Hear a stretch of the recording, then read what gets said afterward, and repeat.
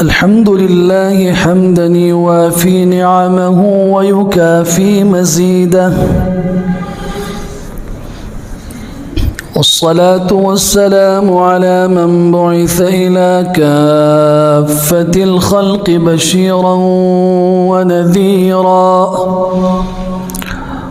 وداعيا إلى الله بإذنه وسراجا منيرا. أعوذ بالله السميع العليم من الشيطان الرجيم. بسم الله الرحمن الرحيم. يا أيها الذين آمنوا لا تأكلوا أموالكم بينكم بالباطل إلا أن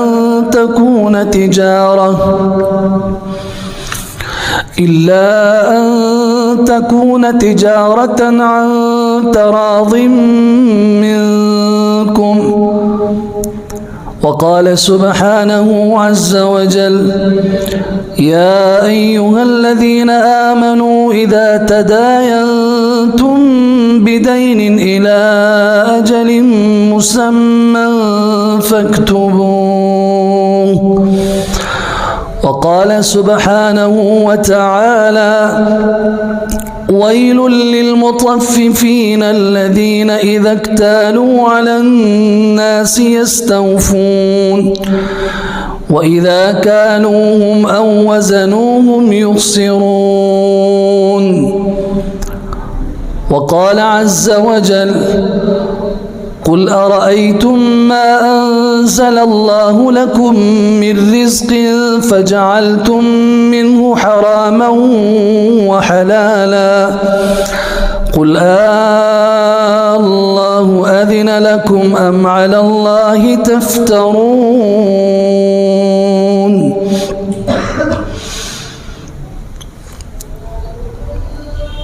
وعن أبي سعيد الخدري رضي الله تعالى عنه قال: قال رسول الله صلى الله عليه وسلم: التاجر الصدوق الأمين مع النبيين والصديقين والشهداء والصالحين. وعن أبي هريرة رضي الله تعالى عنه قال: قال رسول الله صلى الله عليه وسلم: من غشنا فليس منا. وعن أنس بن مالك خادم رسول الله صلى الله عليه وسلم قال: قال رسول الله صلى الله عليه وسلم: لا دين لمن لا أمانة له. صدق الله وصدق رسوله المصطفى صلى الله عليه وسلم، ونحن على ذلك لمن الشاهدين والشاكرين، والحمد لله رب العالمين.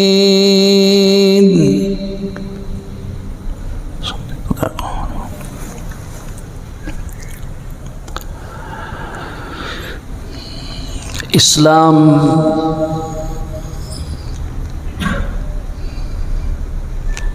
सिर्फ मजहब का नाम नहीं है, बल्कि ये एक दीन है।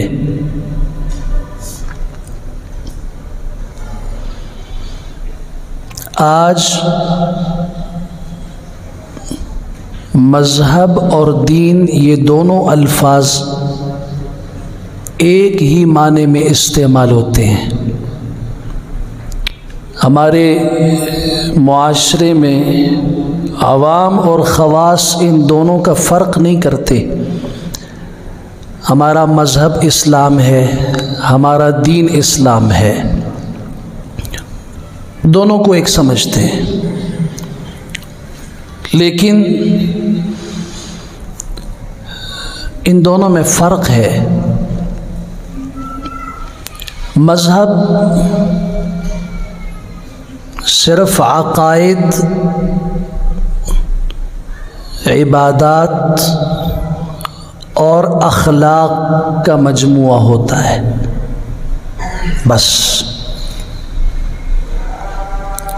دین اس سے وسیع ہے۔ ہمارے معاشرے کو غلط فہمی ہوئی، اسی بنیاد پہ آج ہم لوگ یہ فرق کرتے ہیں کہ دیندار ہے یہ دنیا دار ہے۔ کہتے نہیں کہتے فلاں بڑا دیندار ہے اور یہ دنیا دار ہے، یہ دین کے راستے پہ چل رہا ہے، یہ دنیا کے راستے پہ چل رہا ہے۔ دین اور دنیا میں تفریق کر دی گئی، دونوں کو الگ الگ کر دیا گیا، حالانکہ ان دونوں میں کوئی تقابل نہیں ہے۔ دین کے مقابلے میں دنیا نہیں آتی، دین کی ضد دنیا نہیں ہے، دین کی ضد بے دینی ہے، دنیا کی ضد دین نہیں ہے، دنیا کی ضد آخرت ہے۔ ان دونوں میں تو کوئی تضاد نہیں ہے، یہ دونوں ایک دوسرے کے مقابلے میں نہیں ہیں۔ آپ اپنی آخرت کو بنا سکتے ہیں دنیا میں یا کہیں اور جا کے، آخرت کی تیاری کہاں ہوگی؟ دنیا میں ہوگی نا۔ آپ نیک عمل کہاں کریں گے؟ دنیا میں کریں گے، جب تک زندہ ہیں کریں گے۔ اگر آپ کو دنیا سے منتقل کر کے دوسرے جہان میں لے جایا جائے، اس کے بعد آپ سجدے کریں، آپ توبے کریں، کام آئیں گے؟ آپ نے اپنی آخرت بنانی ہے تو دنیا سے بنے گی، دنیا میں بنے گی، دنیا کے اندر عمل کرنے سے بنے ہو۔ آپ کی آخرت کو سنوارے گی۔ الدنیا مزرعۃ الآخرہ، دنیا آخرت کی کھیتی ہے۔ لہذا یہ فرق علماء میں نہیں ہے، اور حقیقت میں اگر آپ دیکھیں تو دین اور دنیا میں کوئی تضاد نہیں۔ دنیا میں رہتے ہوئے بادشاہ بن کر مشرق سے مغرب، شمال سے جنوب تک حکمرانی کر کے انبیاء ایسے گزرے ہیں جنہیں کوئی دنیا دار نہیں کہہ سکتا۔ حضرت سلیمان علیہ السلام، اللہ نے ایسی حکومت دی، رب ہب لی ملکا لا ينبغی لأحد من بعدی، میرے رب مجھے ایسی حکومت، ایسی سلطنت، ایسی بادشاہت عطا فرما جو میرے بعد کسی کو ملنا تو دور کی بات ہے، کسی کے مناسب اور لائق بھی نہ ہو۔ اللہ نے دی یا نہیں دی؟ بادشاہت کے ہوتے ہوئے دنیا دار ہیں، امور سلطنت نمٹا رہے ہیں، دنیا دار ہیں۔ امام الانبیاء صلی اللہ علیہ وسلم مدینہ منورہ میں حاکم کی حیثیت سے آئے، دنیا دار ہیں، آپ نے تجارت کی۔ دین اور دنیا میں کوئی تقابل نہیں ہے۔ ہاں، جس نے دین کو چھوڑا وہ دنیا میں آسودہ ہو یا نہ ہو وہ برباد ہے، اس کے پاس دنیا نہیں ہے۔ معاملہ دنیا کے ہونے یا نہ ہونے پر نہیں، دین کے ہونے یا نہ ہونے پر ہے۔ فقیر ہے، اس کے پاس دین ہے، یہ کامیاب ہے۔ امیر ہے، اس کے پاس دین ہے، یہ کامیاب ہے۔ عبد الرحمن ابن عوف، عثمان غنی رضی اللہ تعالی عنہما، دین ہے، امیر بھی ہوں، کوئی مسئلہ نہیں۔ دنیا ہے، امیر ہے، دین بھی ہے، ربنا آتنا فی الدنیا حسنہ وفی الآخرۃ حسنہ، اللہ دنیا میں بھی بھلائی عطا فرما، اللہ آخرت میں بھی بھلائی عطا فرما۔ اگر اس تفسیر کی کتابوں کو کھول کے بیٹھ جائیں کہ دنیا کی بھلائی کیا ہے اور آخرت کی بھلائی کیا ہے، تو علماء کے 50 سے زیادہ اقوال موجود ہیں۔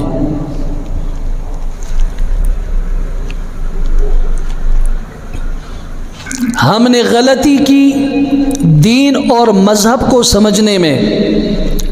ہمارا معاشرہ یہ سمجھتا ہے کہ جو دین دار ہے وہ دنیا دار نہیں ہو سکتا، اور جو دنیا دار ہے وہ دین دار نہیں ہو سکتا۔ پھر ہمارے معاشرے میں دین اور دنیا کا فرق کیا، یہ دینی تعلیم ہے، یہ دنیاوی تعلیم ہے۔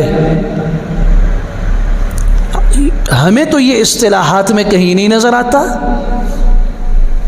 حضور اقدس صلی اللہ علیہ وسلم تعلیم ہے، وہ تعلیم جو آپ کو رب کا تعارف کروائے، جو آپ کو رب کی رضا کا تعارف کروائے، جو آپ کو اللہ کی پسند سکھائے، آپ کو اللہ کی ناپسند بتائے، جو آپ کو رسول اکرم صلی اللہ علیہ وسلم کا لایا ہوا دین سکھائے۔ وہ تعلیم اگر یونیورسٹی میں پڑھائی جاتی ہے تب بھی کامیابی کے راستے پہ ڈالتی ہے، مدرسے میں پڑھائی جاتی ہے تب بھی کامیابی کے راستے کی زینت ہے۔ اور وہ تعلیم جو آپ کو اپنے رب سے دور کر دے، اپنے دین سے غافل کر دے، اپنے اسلام سے دور کر دے، وہ تعلیم اگر مدرسے میں دی جائے تب بھی ہلاکت ہے، وہ یونیورسٹی میں دی جائے، کالج میں دی جائے، اسکول میں دی جائے تب بھی ہلاکت ہے۔ ہمارے معاشرے نے یہ سمجھا کہ دین ایک مذہب ہے، اسلام ایک مذہب ہے، بس صرف عبادات، عقائد، اخلاق، 3 چیزیں ہیں۔ دلوں کے پردے کھول کے اپنے اندر اپنے دلوں میں لکھ دیجئے۔ بہت بڑی غلطی کی ہم نے اسلام کو سمجھنے میں، ہم نے سمندر کو کوزے میں بند کیا، ہمیں مغالطہ لگا۔ اسلام صرف مذہب نہیں، اسلام دین ہے۔ ان الدین عند اللہ الاسلام۔ یہاں حافظ بیٹھے ہوئے ہیں، پوچھو ان سے قرآن مجید میں اسلام کے لیے کہیں پہ مذہب کا لفظ استعمال ہوا ہے؟ ہاں، دین کا لفظ استعمال ہوا ہے۔ ان الدین عند اللہ الاسلام ومن یبتغی غیر الاسلام دینا فلن يقبل منه وهو فی الآخرۃ من الخاسرین۔ اسلام دین ہے۔ دین کس کو کہتے ہیں؟ جو زندگی کے ہر شعبے میں اس کی تعلیمات موجود ہوں۔ اور جیسے ایک ماں باپ اپنے چھوٹے سے بچے کو کھانا کھلانا سکھاتے ہیں، پانی پینا سکھاتے ہیں، چلنا سکھاتے ہیں، باتیں کرنا سکھاتے ہیں، اسی طریقے سے زندگی کے ہر شعبے میں انگلی پکڑ پکڑ کے ایک ایک بات کو کھول کھول کے جو سکھائے اسے دین کہتے ہیں۔ صرف عقائد نہیں، اب اسلام کی 7 بڑی بنیادیں ہیں، 7 بڑے شعبے ہیں۔ مرکزی بنیاد اور جڑ وہ عقائد ہیں، ایمانیات ہیں، اس کے بعد عبادات، پھر اس کے بعد معاملات، اس کے بعد معاشرت، رہن سہن، اس کے بعد اخلاقیات، اس کے بعد سیاسیات، اس کے بعد عقوبات اور سزائیں۔ یہ اسلام کے بڑے شعبے ہیں۔ عقائد بھی اسلام سکھاتا ہے، عبادات بھی اسلام سکھاتا ہے، معاملات بھی سکھاتا ہے۔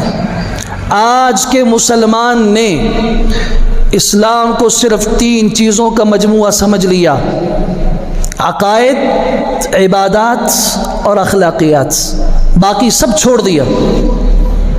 معاملات، یہ سمجھتا ہے کہ معاملات، لین دین، تجارت، خرید و فروخت، بیچنا لینا، اس میں مرضی ہے، جیسے آتا ہے لو۔ کسی بھی تاجر کو بٹھاؤ، اور اس سے آپ پوچھو کہ آپ نے تجارت کی دکان کھولی ہے، اس دکان کے مسائل کا آپ کو پتہ ہے؟ کاش کے دور حکومت اور خلافت ہوتا امیر المومنین سیدنا عمر بن خطاب رضی اللہ تعالیٰ عنہ کا، جس زمانے میں مدینہ منورہ میں کوئی شخص دکان کھولنے کی جسارت کرتا، میں گندم، کھجور، جو، تیل، کسی چیز کی دکان کھولنا چاہتا ہوں، اسے کہا جاتا جا پہلے صحابہ کرام بیٹھے ہوئے صفہ کے چبوترے پر، جا ان سے رسول اکرم صلی اللہ علیہ وسلم کی تعلیمات سیکھ، جس چیز کی دکان کھولنا چاہتا ہے اس کے معاملات پہلے سیکھ، آ کے بتا، ہم امتحان لیں گے پھر تمہیں اجازت دیں گے کہ تم مارکیٹ میں دکان کھولو۔ جس تاجر کو پتہ ہی نہیں تو اس نے یہ نہیں سمجھا کہ معاملات میں ہم آزاد ہیں، یہ ہلاکت کی دلیل ہے۔ رسول اکرم صلی اللہ علیہ وسلم نے امت کو خبردار کیا تھا، لَيَأْتِيَنَّ عَلَىٰ أُمَّتِي زَمَانٌ لَا يُبَالِ الْمَرْءُ مَا أَخَذَ مِنْ الْحَلَالِ أَمْ مِنَ الْحَرَامِ۔ لوگوں، میری امت پہ ایک زمانہ ضرور آنے والا ہے جس میں لینے والے کو اور مال جمع کرنے والے کو اس بات کی کوئی پرواہ نہیں ہوگی کہ وہ حلال جمع کر رہا ہے یا حرام سمیٹ رہا ہے، بس آنا چاہیے۔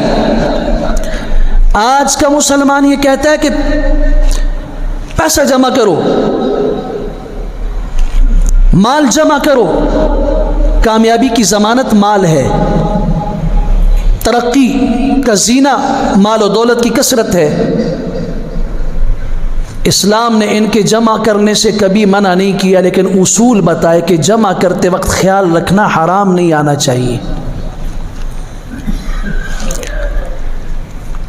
معاملات مسلمانوں کے اندر سے نکل چکے ہیں، الا ما شاء اللہ، ہزاروں دکانوں میں کوئی ایک شخص جو شریعت کے مسائل سیکھ کر اس پہ عمل کر رہا ہو، اور ایک طرف اسے ہزاروں کا منافع، لاکھوں کا منافع مل رہا ہو، اور دوسری طرف شریعت منع کر رہی ہو، وہ صاحب علم سے پوچھ کے کہہ دے کہ میں اس راستے پہ چلوں گا جس سے شریعت نے منع کیا ہے، میں یہ کام نہیں کروں گا۔ یا ایھا الذین آمنوا لا تأکلوا اموالکم بینکم بالباطل، ایمان والو ایک دوسرے کا مال ناحق نہ کھاؤ۔ سورہ نساء کی 29 نمبر آیت دیکھ لینا 5ویں پارے میں، ناجائز طریقے سے نہیں لینا۔ آپ حیران ہوں گے، قرآن مجید کی 114 سورتوں میں سب سے لمبی سورت 286 آیات پر مشتمل سورہ بقرہ ہے۔ پہلے پارے میں، دوسرے پارے میں، تیسرے پارے کے نصف سے 2 رکوع کم۔ اس سورہ بقرہ کی سب سے لمبی آیت عبادات کی نہیں ہے، اخلاقیات کی نہیں ہے، معاشرت کی نہیں ہے، سیاسیات کی نہیں ہے، عقوبات اور سزاؤں کی نہیں ہے، حتیٰ کہ عقائد کی بھی نہیں ہے۔ قرآن مجید کی سب سے لمبی سورت کی سب سے لمبی آیت سورہ بقرہ کی آیت 282 کھول کے دیکھ لینا، معاملات کی آیت ہے، لین دین کی آیت ہے، آیت مداینہ۔ یا ایھا الذین آمنوا اذا تداینتم بدین الی اجل مسمی فاکتبوہ۔ قرآن کیا پیغام دے رہا ہے کہ سب سے بڑی آیت میں آپ کو یہ سمجھایا جا رہا ہے کہ لین دین کے معاملے میں بڑے احتیاط کی ضرورت ہے۔ حضور اقدس صلی اللہ علیہ وسلم نے خود تجارت بھی کی، آپ علیہ الصلاۃ والسلام نے دوسروں کی ملازمت بھی کی۔ مکہ مکرمہ میں آپ نے اونٹ چرائے، بکریاں چرائیں، آپ کو ملازمت کی ضرورت نہیں تھی۔ ملازمت کو سنت کا درجہ دینے کے لیے اللہ نے اپنے حبیب صلی اللہ علیہ وسلم سے ملازمت بھی کروائی، تاکہ زندگی کے کسی شعبے میں کسی ملازم کا دل نہ ٹوٹ جائے کہ حضور نے، ہمارے پیغمبر صلی اللہ علیہ وسلم نے تجارت تو کی تھی، تاجر آپ کی سنت پہ عمل کر رہا ہے، میں تو سنت سے ہٹ کے جی رہا ہوں، کہا کہ نہیں، حضور صلی اللہ علیہ وسلم نے اجرت پہ بکریاں چرائی ہیں، اجرت پہ اونٹ چرائے ہیں، ملازمت کرنا بھی سنت، حضور صلی اللہ علیہ وسلم نے لیا بھی ہے، دیا بھی ہے، سامان بیچا بھی ہے، سامان خریدا بھی ہے، قرض لیا بھی ہے، قرض دیا بھی ہے، لیکن معاملات میں حضور صلی اللہ علیہ وسلم کا طریقہ کیا ہے اور آج ہمارے معاشرے میں طریقہ کیا ہے؟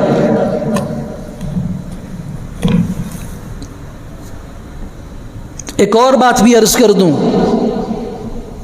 کہ پورے قرآن کے اندر 30 پاروں میں اگر آپ عبادات کی آیات نکالیں گے تو 1/4 حصہ، 1/4 حصہ صرف عبادات کے اوپر مشتمل ہے، اور 3/4 3/4 حصہ معاملات کے اوپر مشتمل ہے کہ آپ نے معاملہ کیسے کرنا ہے۔ عقائد بنیاد ہیں،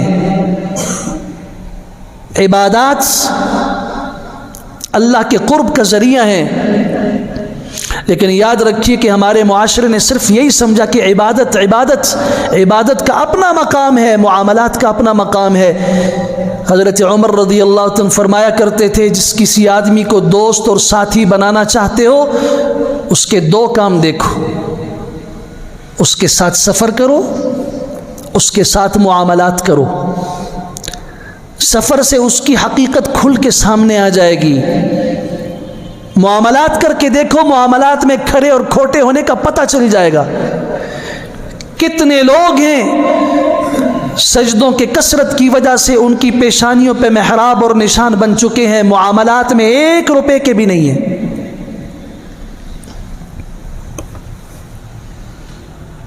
لوگ ان سے ڈرتے ہیں، اگر انہیں قرض دے دیا تو ملے گا نہیں، ان سے قرض لے لیا تو جان چھوٹے گی نہیں۔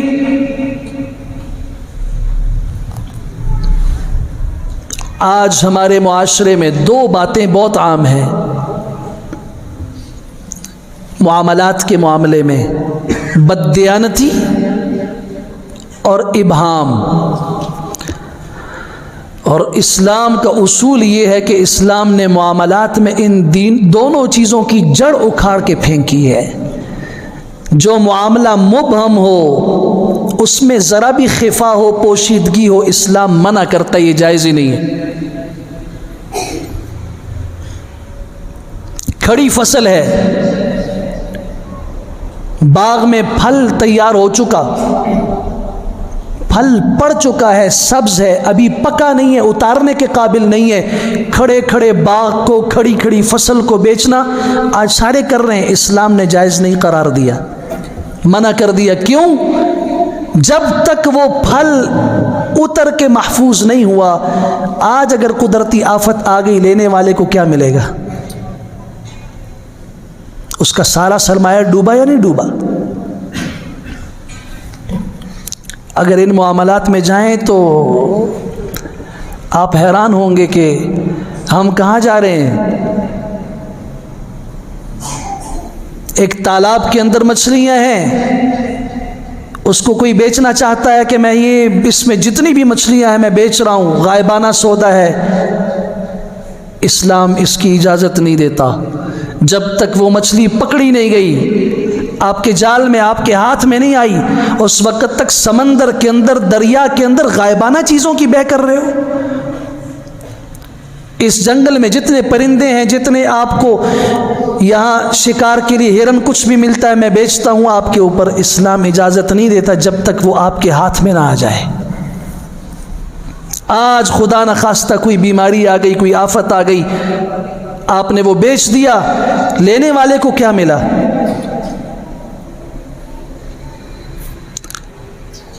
ہمیں اللہ نے بہت خوبصورت دین دیا تھا، ہم اس سے اتنا دور چلے گئے، وہ خوبصورتی آج غیر مسلموں نے لے لی، اور ان کا جو گند تھا وہ آج مسلمانوں نے اپنا لیا۔ ایک تاجر اپنے گاؤں سے سبزی اور پھل اتار کر شہر کی طرف آ رہا ہے بیچنے کے لیے، اس کی گاڑیاں لوڈ ہیں، شہر کا کوئی امیر آڑتی راستے میں جا کے شہر سے باہر اس سے سودا کرتا ہے، یہ مجھے دے دو سارا میں لیتا ہوں، اس کے لینے سے پورے شہر کے مسلمانوں کو تکلیف ہوگی، یہ اپنی من مانی سے وہ چیزیں بیچے گا۔ آپ ان علماء سے پوچھئے رسول اکرم صلی اللہ علیہ وسلم نے ایسا کرنے سے منع کیا نہیں کیا؟ آپ تو کہیں گے کہ تاجر ہے، اس نے لینے والے سے مرضی سے سب کچھ لے لیا، اس نے تو لے لیا، لیکن سب کچھ جب یہ لے لے گا، مارکیٹ میں وہ چیز کسی اور تاجر کے پاس نہیں ہوگی تو لوگوں کو مشکل پڑے گی نہیں پڑے گی؟ اس ایک کے پاس آئیں گے اور وہ ایک کی چیز 100 روپے کی بیچے گا، یہ مجبور ہوں گے لینے کے اوپر۔ اسلام مسلمانوں کو اس مجبوری میں نہیں دیکھنا چاہتا۔ ایک آدمی کے ہاتھ میں سب کچھ آ جائے، لوگ اس کے در کے محتاج ہو جائیں، اس کی دکان کے محتاج ہو جائیں، اسلام نے منع کیا، یہ سودا ناجائز ہے۔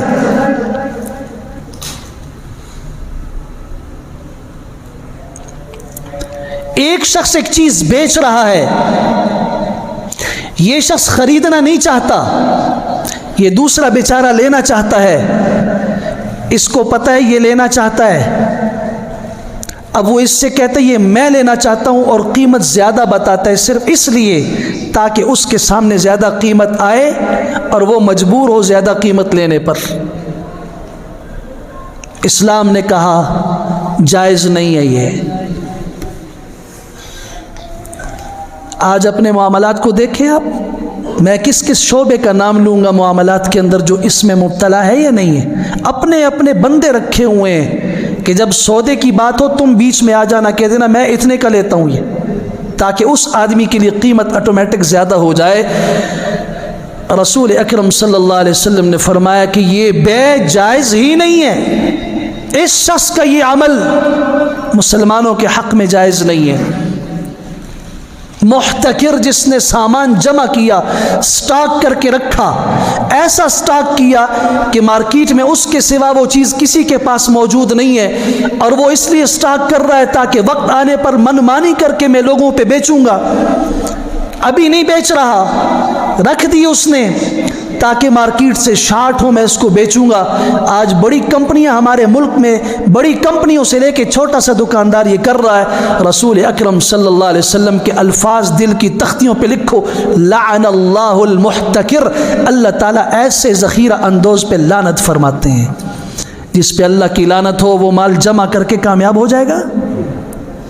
اللہ کی قسم یہ صرف ڈھیر کھڑے کر رہا ہے، یہ بلڈنگیں کھڑی کر رہا ہے۔ اس نے کیا کیا؟ زمین کے اندر سے نکلے ہوئے پتھر اوپر کھڑے کر دیے، اور اس نے کیا کیا؟ ایسا احتکار۔ اور تو اور آپ علیہ الصلوۃ والسلام نے فرمایا جس شخص نے مال جمع کر کے لوگوں پہ گرانی کی، مہنگا کر کے انہیں تکلیف میں مبتلا کیا، کل اللہ تعالیٰ جہنم کے شعلوں پہ اس کو بٹھائیں گے۔ تو نے لوگوں پہ زمین تنگ کر دی تھی، آ جہنم کے شعلوں کے اوپر اس کو بٹھایا جائے گا۔ معاملات کا معاملہ اتنا حساس ہے، رسول اکرم صلی اللہ علیہ وسلم نے خود معاملے کیے ہیں۔ کبھی کسی نے آپ کا قرضہ دینا تھا، آپ نے کیا معاملہ کیا؟ کبھی آپ نے قرضہ دینا تھا، آپ نے کیا کیا؟ میں نے اخلاقیات کے معاملے میں عرض کیا تھا کہ یہودی عالم زید بن سعنہ حضور صلی اللہ علیہ وسلم کو جانچنے کے لیے صرف آیا تھا، میں تفصیل میں نہیں جاتا۔ 80 مسقال سونا اس نے دیا حضور صلی اللہ علیہ وسلم کو۔ 3 دن وقت پورا ہونے سے پہلے مطالبہ کرنے آیا، بد اخلاقی سے مطالبہ کیا، وہاں حضور صلی اللہ علیہ وسلم مقروض تھے، آپ نے وہ دینا تھا، اس نے لینا تھا، آپ کے ذمے دین تھا، اس کے ذمے لین تھا، اس نے بد اخلاقی کی۔ تم عبد المطلب کی اولاد بڑے کھوٹے لوگو۔ رسول اکرم صلی اللہ علیہ وسلم نے برداشت کیا، حضرت عمر رضی اللہ عنہ کی تلوار نکلی، فرمایا عمر تجھے تو چاہیے تھا کہ تو مجھے ادائیگی میں حسن کی تلقین کرتے اور اسے طلب میں حسن کی تلقین کرتے، تم غصے کیوں ہو رہے ہو؟ اور پھر آپ علیہ السلام نے 80 مسقال اسے واپس کیا۔ حضرت عمر کی ناراضگی کی بنیاد پہ آپ نے فرمایا 20 سا 80 کلو آپ نے فرمایا اس کو کھجور مزید دے دو، اس غصے کی وجہ سے جو تم نے کیا ہے اس کے اوپر۔ ہر انسان زندگی میں روز کی بنیاد پہ کچھ لیتا بھی ہے، کچھ دیتا بھی ہے۔ پھر آپ علیہ السلام نے کچھ لیا بھی، کسی نے آپ کا دینا تھا، آپ کا بچپن کا دوست ہے عبداللہ، یہ روایت موجود ہے سنن ابی داؤد میں۔ آپ علیہ السلام کا اس نے کچھ دینا تھا، اس نے کہا آپ یہاں ٹھہر جائیں، میں وہ چیز لے کے آپ کو دیتا ہوں۔ آپ علیہ السلام کی زبان سے نکلا ٹھیک ہے میں یہاں انتظار کرتا ہوں، آ جاؤ۔ ایک ایک حرف پہ غور کیجئے، لفظ نہیں، ایک ایک حرف پہ۔ آپ یہاں ٹھہر جائیے میں آتا ہوں، میں رکتا ہوں انتظار کرتا ہوں، آ جاؤ۔ عبداللہ چلا گیا، اللہ کی شان وہ بھول گیا کہ میں نے حضور صلی اللہ علیہ وسلم سے کہا تھا میں آنے والا ہوں۔ ایک دن گزرا، دوسرا دن گزرا، تیسرا دن گزرا، عبداللہ کو یاد آیا کہ میں نے تو امام الانبیاء صلی اللہ علیہ وسلم سے وعدہ کیا تھا۔ عبداللہ وہ چیز لے کے جس وقت آیا تو امام الانبیاء صلی اللہ علیہ وسلم اسی جگہ پہ کھڑے تھے۔ آپ نے فرمایا 3 دن سے انتظار کر رہا ہوں، تم نے بڑی تکلیف میں مبتلا کیا۔ بس ایک جملہ بولا، بڑی تکلیف میں تم نے مبتلا کیا، تم نے بڑا پریشان کیا۔ آپ نے حق لینا تھا، اس نے دینا تھا۔ جب کافی دیر گزری آپ چلے جاتے اس کے گھر کی طرف کہ تم کدھر چلے گئے، لیکن چونکہ حضور صلی اللہ علیہ وسلم کی زبان مبارک سے نکلا تھا میں ادھر کھڑے ہو کے انتظار کرتا ہوں، اگر آپ چلے جاتے تو کھڑے ہو کے انتظار ختم ہو جاتا۔ تو صداقت کے پیغمبر اور صدیقوں کے امام اور سچوں کے اماموں کے امام، ان پہ کوئی کہہ سکتا کہ آپ کے پیغمبر نے تو کہا تھا میں کھڑے ہو کے انتظار کرتا ہوں، انتظار تو چھوڑ دیا آپ نے۔ 3 دن گزر گئے، آپ وہیں پہ کھڑے رہے۔ اپنے معاملات میں دیکھیے، ایسا ہے خیبر کے موقع پر، خیبر کی بستی کے باہر صحابہ کرام کی جماعت موجود ہے، غزوہ خیبر کے لیے آئے ہوئے ہیں، سن 7 ہجری ہے اور یہ محرم الحرام اور ذی الحج کا آخری وقت ہے۔ صحابہ کرام کی جماعت کو دیکھا، ایک بکریاں چرانے والے سیاہ آدمی نے، وہ بکریاں چراتے چراتے آیا، کہاں سے آئے ہو؟ بتایا گیا ہم مدینہ منورہ سے آئے ہیں۔ مدینہ منورہ میں ایک پیغمبر آئے ہیں، انہیں جانتے ہو؟ کہاں، ہم ان پہ ایمان لائے، ان کے ساتھ ہیں، وہ بھی آئے ہوئے ہیں۔ یہ شخص آیا حضور صلی اللہ علیہ وسلم کی خدمت میں بیٹھا، اب مسلمان نہیں ہے، عرب نہیں ہے، آزاد نہیں ہے، خوبصورت نہیں ہے، پاک صاف بھی نہیں ہے، اس کے کپڑوں سے مینگنیوں کی اور بکریوں کے پیشاب کی بو آ رہی ہے۔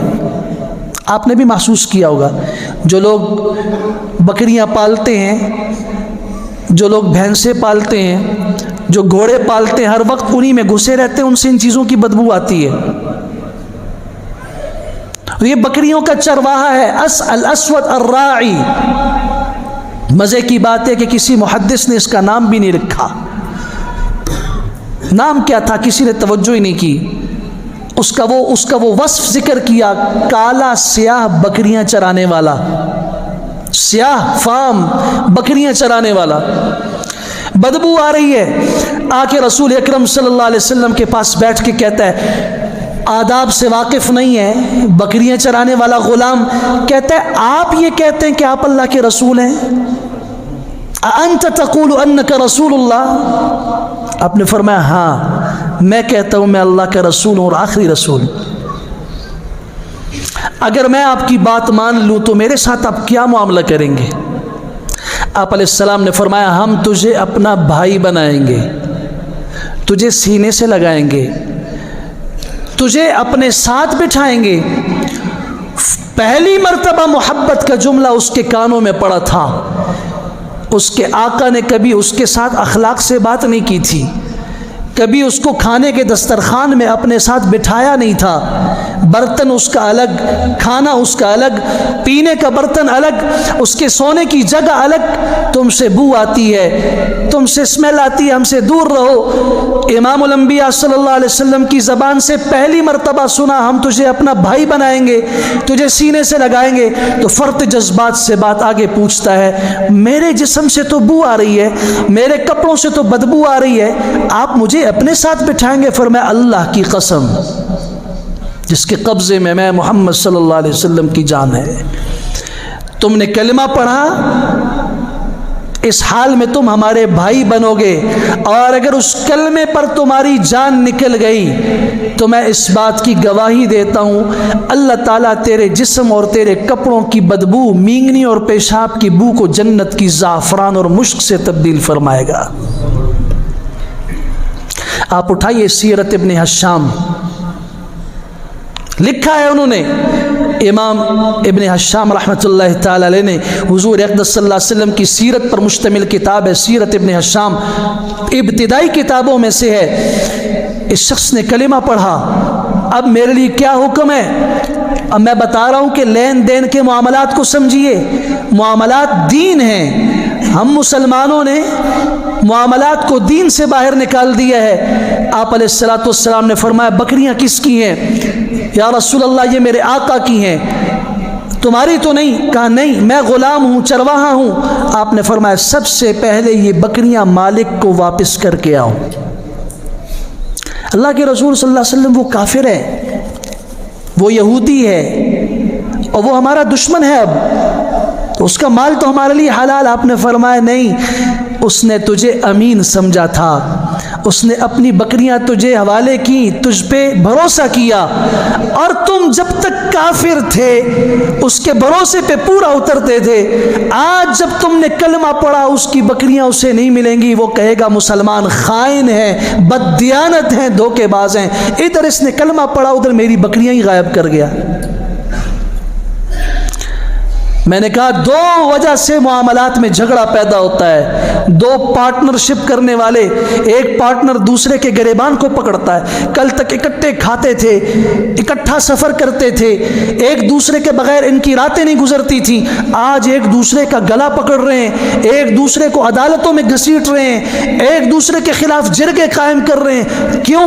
اس لیے کہ معاملات میں بددیانتی شروع ہوئی، اس لیے کہ معاملات میں خفا اور ابہام شروع ہوا، کہیں پوشیدگی آئی، بات کو چھپایا گیا دوسرے سے، اس وجہ سے یہ جھگڑے پیدا ہوتے ہیں۔ اسلام نے معاملات کو صاف کیا، فرمایا نہیں تم مسلمان ہو، یہ بکریاں جس مالک کی ہیں اسے حوالے کر کے پھر واپس آنا۔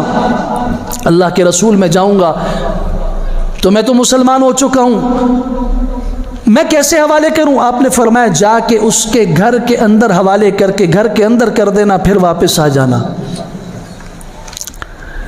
آج تو ہم فیشن سمجھتے ہیں، آرٹ بن چکا ہے ہمارے معاشرے کا کہ اگر کسی کو دھوکہ دے کر بددیانتی سے آپ نے زیادہ مال لے لیا، کمال ہو گیا بھائی، فلاں سے پیسے نکال دیے تم نے،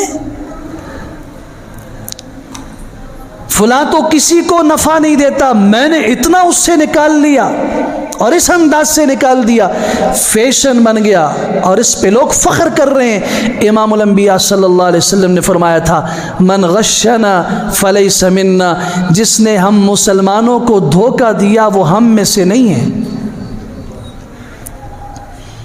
مدینہ منورہ کے بازار سے گزرتے ہوئے آپ نے گندم کا ڈھیر دیکھا، اس غلے میں اوپر دیکھا خشک ہے، آپ نے ہاتھ مبارک اندر داخل کیا، اندر سے وہ گیلا تھا۔ اس موقع پہ آپ نے فرمایا من غشنا فلیس منا، جو ہمیں دھوکہ دے وہ ہم میں سے نہیں ہے۔ اوپر کی چیز اور ہو، نیچے کی چیز اور ہو۔ آج کون سی چیز آپ کی ایسی ہے؟ منڈی کو لے لیجئے، اوپر کی سبزی، اوپر کا پھل، نیچے کا پھل ایک جیسا ہے؟ ویل للمطففین الذین اذا اکتالوا علی الناس یستوفون، ہلاکت ہے، بربادی ہے، جہنم کی وہ وادی ہے جو سب سے خطرناک وادی ہے۔ قرآن مجید کہتا ہے ان لوگوں کے لیے جن کے لینے کا معیار اور ہے، دینے کا معیار اور ہے۔ جب لوگوں سے لیتے ہیں تو پورا لیتے ہیں، ایک ایک بال اور پائی پائی کا حساب کرتے ہیں، اور جب دینے کی باری آتی ہے اذا کالوہم او وزنوہم یخسرون، پھر کم کر کے دیتے ہیں۔ لینے کا باٹ اور دینے کا باٹ اور۔ یہ چرواہا گیا، بکریاں واپس کر کے آیا، اب میرے لیے حکم، جہاد شروع ہو چکا تھا، شریک ہوا، مسلمانوں کو فتح ملی، خیبر فتح ہو گیا، اپنے شہید اٹھا لیے گئے، زخمی اٹھا لیے گئے، یہودیوں نے اپنے زخمی، اپنی اموات کو اٹھایا، ایک شخص کی لاش میدان میں پڑی ہوئی ہے، نہ یہودیوں نے اٹھائی نہ مسلمانوں نے اٹھائی۔ آپ علیہ السلام کی عادت مبارکہ تھی، اور یاد رکھیے اسلام کا جو سربراہ ہوتا ہے، اسلام کا سربراہ وہ ایسی تعلیمات رکھتا ہے، اس میں قیادت کی ایسی زبردست خوبیاں ہوتی ہیں۔ آج تو ہم کہتے ہیں کہ مسلمان اور عالم دین اور مسلمانوں کا سربراہ، اسے کیا پتہ ہے کسی چیز کا؟ اور تو اور ہمارے ظالم معاشرے نے یہ جملہ مشہور کیا، ملا کی دوڑ مسجد تک، کہتے نہیں کہتے؟ مولوی صاحب کا کیا کام ہے سیاست میں؟ مولوی صاحب کا کیا کام ہے معاملات اور تجارت میں؟ اگر ایک امام مسجد اور ایک عالم دین بہترین تاجر ہو تو اس کے مقتدی سارے کہیں گے انہیں کے کام شروع کر چھوڑے، انہیں تو مسجد میں ہونا چاہیے تھا۔ اور پھر مسجد میں ہوتے وقت ہم جو سلوک کریں گے وہ بھی انہیں پتہ ہے، پھر ہم ایسا ظلم کریں گے ان کے ساتھ کہ ہم کہیں دعائیں بھی ہماری مرضی کے مطابق کرو، نہیں تو امامت سے نکالتے ہیں آپ کو، مسئلہ بھی ہماری مرضی کا بتاؤ۔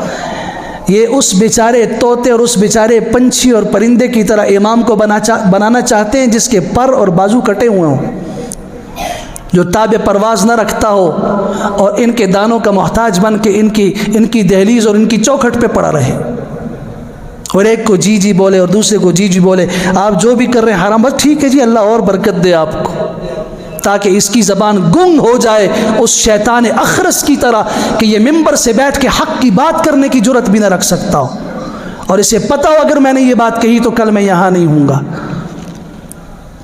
یہ کہاں پسند کرتے ہیں؟ ہمارا معاشرہ کہاں پسند کرتا ہے سیادت، قیادت عالم کے ہاتھ میں ہو؟ حالانکہ دین کے سمجھنے والا جب حضرت موسیٰ علیہ السلام کی صورت میں تھا، 6 لاکھ افراد کی قیادت کیسے کی؟ وہ جو لشکر لے کر چلے تھے بنی اسرائیل کا، اگر قیادت سیکھنی ہو تو موسیٰ علیہ السلام سے سیکھو، علم رکھتے تھے، حضرت یوسف علیہ السلام سے سیکھو، وزیر خزانہ بنے، خود کہا اجعلنی علی خزائن الارض انی حفیظ علیم، مجھے وزیر خزانہ بنا دو، میں حفاظت بھی کروں گا، میں جانتا بھی ہوں، علم بھی رکھتا ہوں۔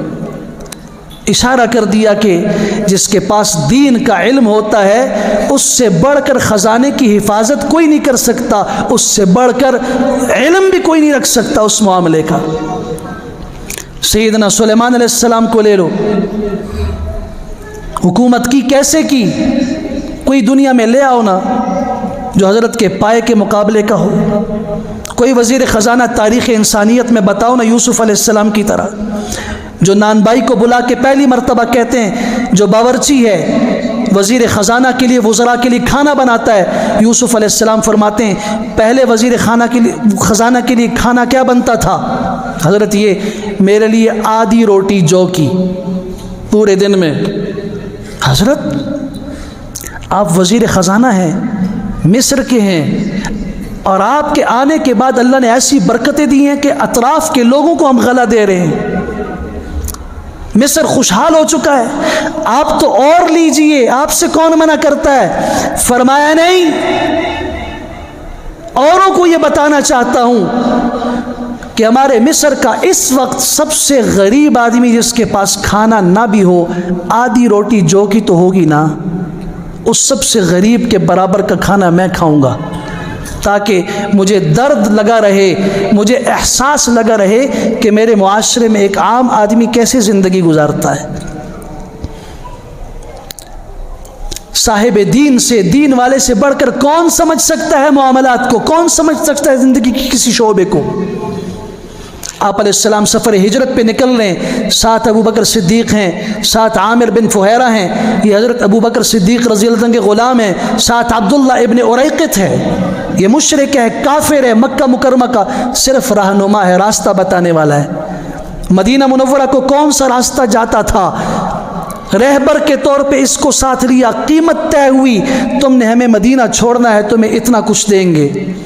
4 آدمی جا رہے ہیں، راستے میں کھانا ختم ہوا، بھوک لگی، ایک غلام دیکھا لڑکا بکریاں چرا رہا ہے، اونٹنیاں چرا رہا ہے۔ آپ علیہ السلام نے ابو بکر صدیق رضی اللہ عنہ کو بھیجا، اس سے دودھ مانگو۔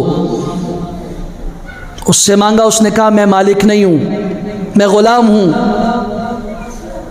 آپ مجھے بتائیے، راستے میں کچھ نہیں، 4 طاقتور آدمی موجود ہیں اور وہ بچہ ہے غلام، زبردستی لے سکتے نہیں لے سکتے؟ علماء نے لکھا ہے کہ معاملات میں دیانت کس قدر اہمیت رکھتی ہے۔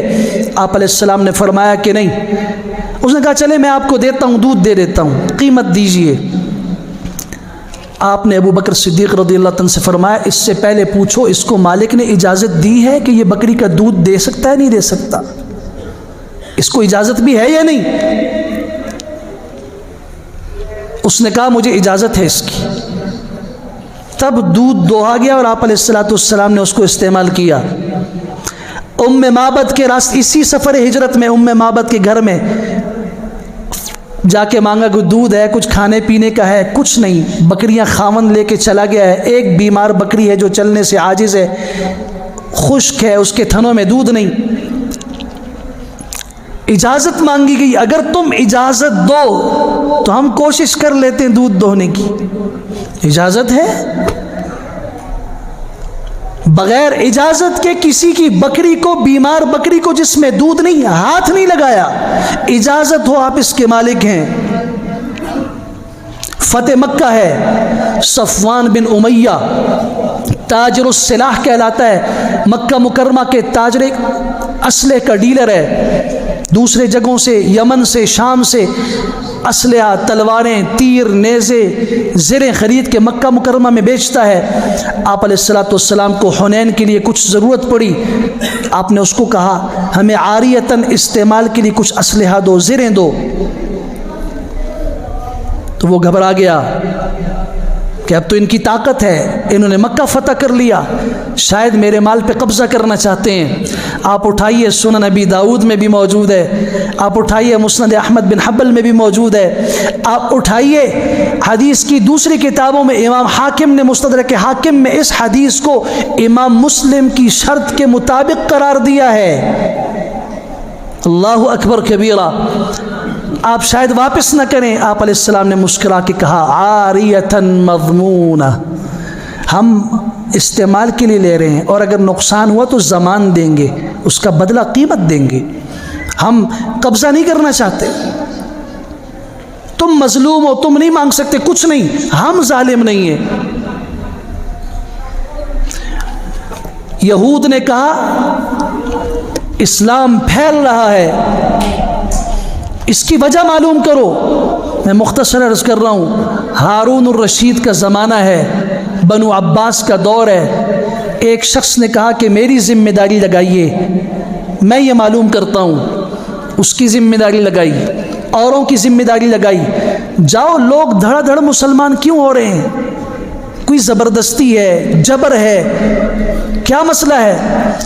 ان میں سے سب سے شاطر آدمی نکلا، اس نے 4 شہروں کا انتخاب کیا، مکہ مکرمہ، مدینہ منورہ، بغداد اور اس کے بعد بصرہ۔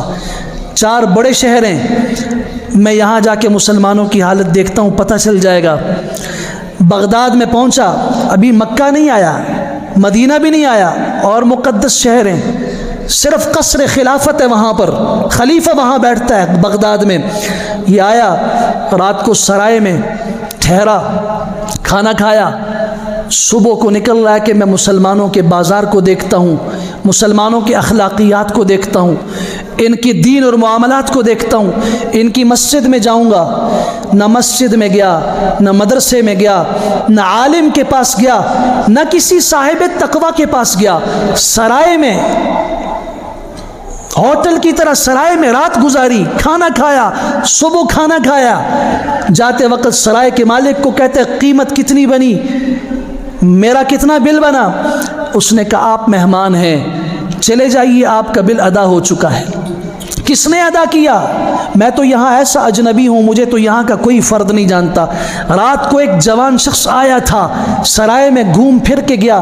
جی بالکل، آپ نے دیکھا، وہ خلیفہ مسلمان ہے، مسلمانوں کا خلیفہ ہے، خلیفۃ المسلمین ہے، امیر المومنین ہے۔ وہ سرایوں میں خود چکر لگاتا ہے، اور اس کی طرف سے یہ اعلان ہے جس سرائے میں کوئی ٹھہرے مسافر، اس کا کھانا، اس کی رہائش وہ ہمارا حق ہے، 3 دن تک وہ ہمارا مہمان ہوگا۔ اس کو سرکاری طور پہ مہمان بنایا جاتا ہے، جانتے ہیں یا نہیں جانتے؟ پہلی ضرب لگی دل پر۔ اگر مسلمانوں کا حکمران ایسا ہے جسے باہر سے آنے والے مسافروں کا خیال ہے، تو یہاں کے لوگوں کا کیا خیال ہوگا؟ دل پہ چوٹ لگی۔ دکاندار کے پاس گیا، کوئی چیز ہے؟ بالکل ہے۔ کتنی قیمت ہے؟ 1 درہم۔ دے دو۔ اس نے کہا دوں گا نہیں، وہ سامنے والی دکان والے سے لے لو۔ بھائی آپ کے پاس ہے، مجھے دو۔ اس نے کہا میں آپ کو کہتا ہوں وہاں سے لو، میں نہیں دیتا۔ وہاں گیا، درہم میں چیز لی، واپس آیا، اللہ کے بندے تمہارے پاس چیز بھی موجود، میں قیمت بھی دے رہا ہوں، کیوں نہیں دیتے؟ اب سمجھنا ذرا۔ اس نے عرض کی وجہ یہ ہے میرے بچوں کے لیے اور میری ضرورت کے لیے آج تک جو سودا ہے میں بیچ چکا ہوں۔ میرے پڑوس کے سامنے والے دکاندار کے پاس صبح سے کوئی گاہک نہیں آیا، اب میں صرف دکان اس لیے کھول کے بیٹھا ہوں میرے پاس کوئی آئے اس کے پاس بھیجتا ہوں تاکہ اس کے بچوں کی بھی روزی کا انتظام ہو جائے۔ بس یہ جملہ تھا، نہ وہ مکہ گیا، نہ مدینہ گیا، نہ کسی اور شہر گیا، یہیں سے وہ لکھتا ہے اور سنہرے الفاظ کے ساتھ لکھتا ہے، کہتے ہیں مسلمانوں کے معاملات نے دنیا کو اس طرف مجبور کر دیا کہ لوگ اسلام کی طرف آ جائیں۔ عبادت نہیں دیکھی، عقائد کا تجزیہ نہیں کیا، معاملات دیکھے، معاملات میں جو اتنا کھڑا ہو، ایک کمزور آدمی کا حق اس طرح ادا کرتا ہو۔ اس لیے عرض کرتا ہوں اللہ سے دعا مانگو، تہجد میں بھی مانگو، نمازوں کے بعد بھی مانگو، اپنی تخلیہ کی دعاؤں میں بھی مانگو، اے اللہ جس شخص کا، جس مخلوق کا جو حق آپ نے میرے ذمے لگایا ہے، اللہ مجھے اس کو ادا کرنے کی توفیق دے۔ اللہ کسی کا حق کھانے سے مجھے محفوظ فرما، اور اللہ جس کے ذمے آپ نے میرا حق لگایا ہے اسے بھی توفیق دے دے کہ وہ میرا حق ادا کر دے، اور اگر نہیں کر سکتا تو اللہ میرے دل کو بڑا کر دے، وسعت دے دے کہ میں اسے معاف کر سکوں، اس لیے کہ آج کا معاف کرنے والا کل اللہ کے ہاں بھی معافی کی درخواست کر سکتا ہے۔ آج تو بڑے فخر سے کہتے ہیں اللہ ہمارے اوپر رحم فرما، ہر اعتبار سے رحم فرما، اور جس کو میرے رحم کی ضرورت ہے اس کو میں کبھی قابل رحم نہیں سمجھتا، اسے معاف نہیں کرتا۔ اللہ میرے سارے گناہ معاف فرما، اور میں کسی کی ایک چھوٹی سی غلطی کو معاف کرنے کے لیے تیار نہیں ہوں۔ مجھے بتاؤ میں کس منہ سے اللہ سے یہ مانگ رہا ہوں اللہ میرے سارے گناہ معاف فرما، میری ساری خطائیں معاف کر دے، اور میں اپنے بھائی کی ایک خطا معاف کرنے کے لیے تیار نہیں ہوں، تو اللہ میرے ساتھ وہ معاملہ نہیں کرے گا جو میں کر رہا ہوں۔ ارحموا من فی الارض، زمین والوں پہ تم رحم کرو، یرحمکم من فی السماء، آسمان والا تم پہ رحم کرے گا۔ وآخر دعوانا الحمدللہ رب العالمین۔